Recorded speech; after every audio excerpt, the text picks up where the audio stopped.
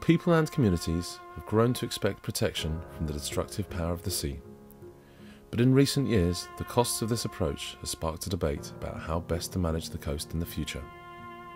The people featured in this film are talking about their experience of dealing with the authorities regarding coastal management over the last 10 years, especially in relation to consultations carried out by the Environment Agency and Chichester District Council in 2007 and 2008, when proposals to change the approach caused concern and hostility, and the communities of the Manhood Peninsula decided to take positive action. The active and influential role of the community continues today.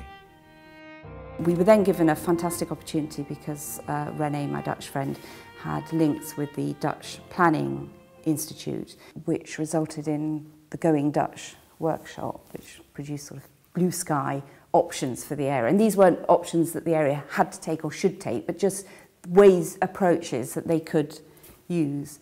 5 days, unpaid, brainstorming about what the area could do for itself and how it could mitigate climate change and make it work effectively for the area. Particularly at East Head, there were a number of different agencies involved in managing that particular piece of land, and it was a challenge, I think, for all parties at the beginning, working out how we would work together and then working together to come up with the solutions. The decision-making process, and indeed the whole way funds are allocated, although it's all published, it's pretty opaque to anybody unless they've got the proverbial PhD in coastal defences. It's a very difficult area for which, where responsibility for different aspects of coastal defence are shared among a number of authorities, some of whom don't have the same policy approaches. When people really get involved in the whole process, they realise what a nightmare of bureaucracy and red tape is involved in all this coastal management, and how it increases the costs of things, and also how it makes it more difficult for people to engage in the issues themselves. One of the challenges of the consultation process was the communication between the various parties. We carried out 2 rounds of consultation on the Pagham to East Head strategy. We definitely learned lots along the way. Some people expressed surprise about the messages that we were conveying. There was the initial draft coastal defence strategy. I went to the first meeting on that and I was absolutely appalled at what was presented to us. 120 homes were going to be wiped out, our community was going to be destroyed, and there was basically very little we could do about it. As far as they were concerned, we seemed to be just something that got in the way of rubber stamping the plan that had already been drawn up. People were very concerned about it, and there was a lot of outcry to start with, which I think we underestimated.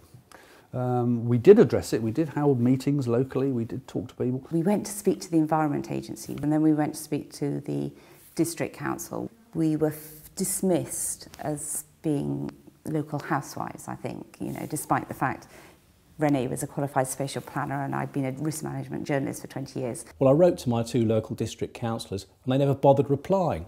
So we started a campaign, a fight against the issue. They discovered that, as they have around other parts of the country, that communities aren't necessarily a pushover.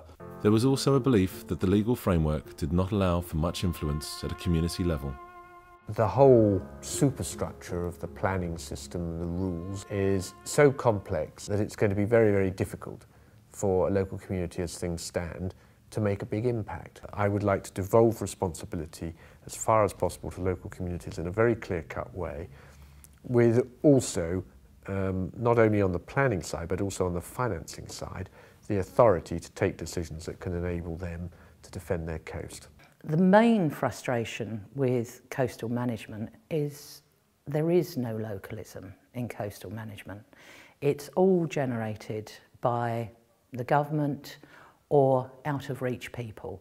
Although Chichester District Council is responsible for the management of parts of Selsey coastline, the funding and that is still all central. Although the consultation process did not always run smoothly, it did improve substantially, and lessons were learned on all sides. They raised the war cry, if you like, that we then had to address. So it made our job very difficult to start with, until we got to them and said, look, why are you so worried? What is it? What can we do to tell you?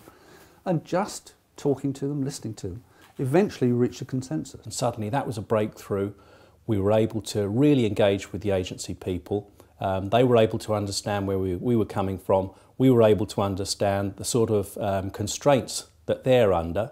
A lot of mutual respect was gained. Both the methods of communication that we employed and the messages which we gave out developed during the consultation, and we would want to use the lessons that we have learned from that to influence how we can communicate the issues with people in the future. I think we got there in the end, and I think in future, if we had to replan it, we would be more transparent about saying, look, this is the process, guys, this is what we want to do, this is phase 1, this is where we're going to come and ask you, we're not going to make any decisions, we're going to come and ask you what you think about this. Phase 2 is where we go, well, we've had a look at what you want, we've had a look at what the DEFRA guidelines are as to what we can do, and this is really where we're at now. This is what we'd like your views on at the final analysis. And it's a process that we only learnt as we went along. But I think in future we would be far better prepared. It is hoped that the lessons learned on the Manhood Peninsula may help other organisations involved in coastal management to avoid similar problems in the future and to understand the benefits of early community engagement.